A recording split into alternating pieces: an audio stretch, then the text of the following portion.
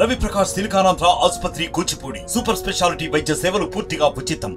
కడియం శ్రీహరి గారు వారిని ఏమన్నారు, రేవంత్ రెడ్డి గారిని వారిని ఏమన్నారు చూడండి. అస్సలేదు ఇది.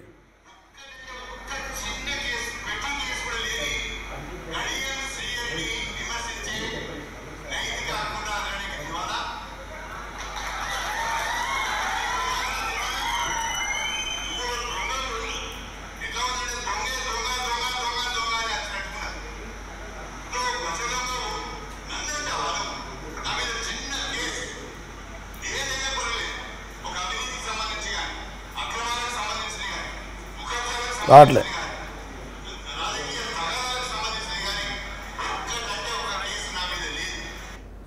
ఇప్పుడు వీళ్ళు పార్టీలు మారారు. నేనేమంటున్నా అంటే ఇప్పుడు ఏం తక్కువ చేశారండి రంజిత్ రెడ్డికి? కోడిగుడ్లు అమ్ముకున్నాడు, కోళ్ళకు సూదులు ఇచ్చటో, నీ కోళ్ళ డాక్టర్ని, మనుషుల డాక్టర్ కూడా కాదు, కోళ్ళ డాక్టర్ని మనుషుల దగ్గర డాక్టర్ దగ్గర పంపించి చేవెళ్ళలో నీ ఊరు కాదు, నీ పల్లె కాదు, చేవెళ్ళకు నీకు సంబంధం లేదు, నీది వరంగల్, నువ్వు పుట్టింది వరంగల్, పెరిగింది హైదరాబాద్లో. ఆగా వినాలి, డాక్టర్ ఏంటది ఒకసారి. కోళ్ళ డాక్టర్ కదా, వెటర్నరీ డాక్టర్. రంజిత్ రెడ్డి అంటే డాక్టర్, రంజిత్ రెడ్డి అంటే డాక్టర్, మనుషులకు సూదులు ఇచ్చే డాక్టర్ కాదు, సర్జన్ కాదు, కోళ్ళకు సూదులు ఇచ్చే డాక్టర్, వెటర్నరీ డాక్టర్. కోడి గుడ్లు అమ్ముకునేట ఆయన, కోడి దాన అమ్ముకునేట ఆయన, కోడి పిల్లల్ని అమ్ముకునేట ఆయన, కోళ్ళ మీద దాన సప్లై చేసి వాళ్ళ భూములు కబ్జా చేసిన ఆయన. ఈయనను పట్టుకొని ఇలా చేవేళ్ళ ప్రజలు గెలిపిస్తారు. ఎందుకంటే చేవేళ్ళకి ఈయనకి ఏం సంబంధం ఉంది? రోహిత్ గారు, చేవేళ్ళకి ఈయనకి ఏం సంబంధం? ఓన్లీ బికాస్ ఆఫ్ తెలంగాణ తొలి ముఖ్యమంత్రి యొక్క భిక్ష వల్ల ఆయన ఎంపీ అయ్యింది ఈ రాష్ట్రంలో. ఏం బీకాడండి ఎంపీ అయి? ఇలా అడ్డగోలుగా ఆస్తులను కట్టబెట్టుకొని ఇలా మా పార్టీని బదనాం చేయడానికి మొట్టమొదటిసారిగా టికెట్ ఇస్తే అత్యంత విశ్వాసఘాతకుడు, తల్లి పాలు దాగి తల్లి రొమ్మి కోసిండి రంజిత్ రెడ్డి. ఆయన ఒక దొంగ, ఒక చీటర్, ఒక ఫాదర్ ఆఫ్ ద కరప్ట్, ఒక చీటర్ ఆయన. ఒకసారి మీరు ముందు చూపించింది బయట ఉంది.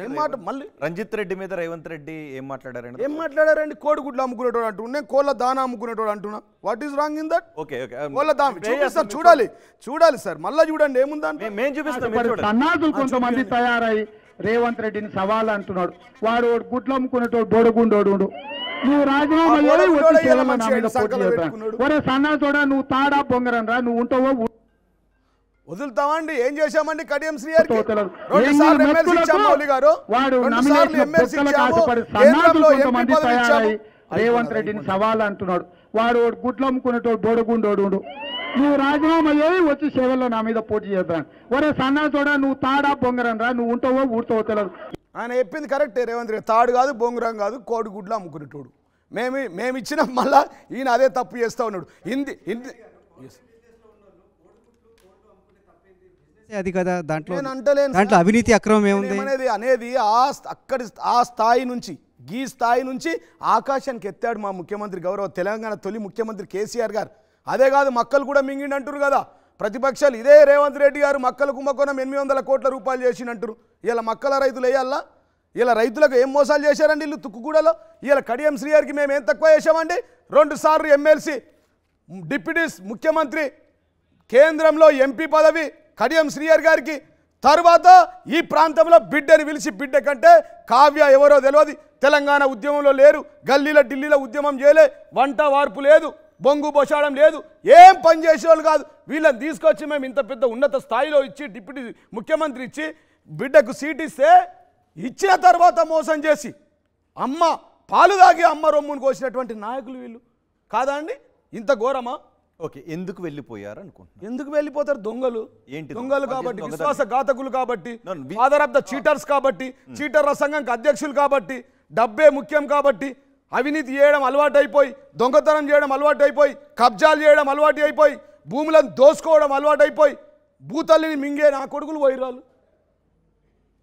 మేమేమంటున్నాం? భూమిని మింగారా? వెళ్ళిపోయిన నాయకులందరూ భూమిని మింగారా? వస్తుంది కదా ఆర్టీవీలో, మన ఆర్టీవీలో మన విలేకరులు, మన సోదరులు, మన చంద్రమౌళి గారు, మన ప్రసాద్ గారు, మన వాళ్ళందరూ వెళ్తారు. అంత ప్రతిదానికో లెక్కుంటారు. జీవన్ రెడ్డి గారు వెళ్ళిపోయారు మాట్లాడుతున్నారా? వెళ్ళిపోయారు అక్కస్తో మాట్లాడుతున్నారా? నిజంగా వీళ్ళంతా అవినీతి చేసి వెళ్ళారు? ఎందుకంటే ఒక్క నిమిషం, గోడకు బంతితో కొడితే ఎంత స్పీడ్లో పోతే అంత స్పీడ్లో వాపస్ వస్తుంది. వీళ్ళు అనుకుంటున్నారు బీజేపీతో మంతనాలకు వెళ్ళాడు, బీజేపీ వెళ్ళంగానే అక్కడ కుదరలే బేరసారాలు. మేము ఈడీఐటీ, వాళ్ళది ఈడీయిజం, మోడీది ఈడీయిజం, మన రేవంత్ గారిది రౌడీయిజం, గుండాయిజం, లేకపోతే జైలిజం. ఈయన జైలిజం, ఆయనది ఈడీయిజం. ఆయన ఖాతాలోనేమో ఈడీ సిబిఐ ఐటీలు ఉంటారు, ఈయన దగ్గర రౌడీయిజం గుండాయిజం అక్రమాలు కబ్జాలు చేసిన వ్యక్తులు ఉంటారు, ఇట్లాంటి రంజిత్ రెడ్డి లాంటి వాళ్ళు. మేమేమంటున్నామంటే ఇంత మోసం చేసి ఇంకో ఘోరమైన విషయం ఏంటంటే మా గౌరవ ముఖ్యమంత్రి తెలంగాణ తొలి ముఖ్యమంత్రి కేసీఆర్ గారి బిడ్డను అరెస్ట్ చేసిన రోజే రేవంత్ రెడ్డి గారు పోయి సీఎం ముందు కండువ కప్పుకుంటాడా? సిగ్గు లేదా అండి? అన్నం తినలేడా? తిన్నింట్లు ఉంచుతాడా? అన్నంలో బాత్రూమ్ పోతాడా? ఒకవైపు మా ముఖ్యమంత్రి గారు బాధపడుతూ ఉన్నారు, ఆయన కాలుకు దెబ్బ తగిలింది, మేము ఓడిపోయి ఉన్నాం, మా పార్టీ నుంచి చాలామంది వెళ్తూ ఉన్నారు. ప్రతినిత్యం ఉదయం నుంచి సాయంత్రం దాకా ఇంట్లో ఉండి మా ముఖ్యమంత్రి గారి బిడ్డ మా అక్క కవితక్క ఈడీ వాళ్ళు అరెస్ట్ చేసినప్పుడు తెల్లారిపోయి జాయిన్ అయ్యండి. సిగ్గుండదా అండి? ఒకరోజు ఎవరైనా అన్నం పెడితే అన్నదాత సుఖీభావ అంటాం. అట్లాంటి 10 సంవత్సరాలు మా దగ్గర మేత తిని అన్నం తిని మింగి అవినీతి చేసి అక్రమాలు చేసి ఆ బదనాం మా మీద వేసి ఇయ్యాల బయటకు వెళ్ళిపోయింది. చేవెళ్ళ ప్రజలు ఆయనను క్షమించరు. Warangal out, Chevella out, Malkajgiri out, Secunderabad out. అది స్వయంగా ముఖ్యమంత్రి రేవంత్ రెడ్డి గారు చేసుకున్నారు. మేము మళ్ళా అదే మేమేంటాం, సరే మీరు గతంలో మీరు చేయలేదంటే మేము 10th షెడ్యూల్ ప్రకారం రాజ్యాంగబద్ధంగా 3/4 మెజార్టీతో వాళ్ళు వచ్చి మా పార్టీలో కలిసిపోయారు. వీరేందండి దానం నాగేందర్, కడియం కావ్య, రంజిత్ రెడ్డి, కేకేకి ఏం తక్కండి? పండు ముసలోడు 80 ఏళ్ళ వయసు వచ్చింది, సిగ్గుండదా అండి? ఆ పార్టీ నుంచి ఈ పార్టీకి వచ్చి తీర్థయాత్ర కోత కాంగ్రెస్లో చచ్చిపోతాట. మరి ముందే చచ్చిపోతే అయిపోతుండే కదా. మా పార్టీ కేకేఆర్ కూతురికి మేయర్, ఆయన కొడుకు చైర్మన్, ఈయనకు ముఖ్యమంత్రి గారు పక్కన కూర్చున్న ఏకైక వ్యక్తి 10 సంవత్సరాలు సమసమానంగా సీట్ వేసుకొని సెక్రటరీ జనరల్ కేకే గారు పెద్దలు గౌరవనీయులు కేకే ఏం చేశారండి? ముసల్తనంకు పండుగ షోక్ ఎక్కువ అన్నట్టు 80 ఏళ్ళ వయసులో పోయి కాంగ్రెస్లో ఏరుతా సొంతింటికి పోతా గర్వాపస్ అంటే సిగ్గుండదా అండి? మరిన్ని వీడియోస్ కోసం ఛానల్ ని సబ్స్క్రైబ్ చేయండి, లేటెస్ట్ అప్డేట్స్ కోసం వాట్సాప్ ఛానల్ ని ఫాలో చేయండి అండ్ లింక్ డిస్క్రిప్షన్ లో ఉంది.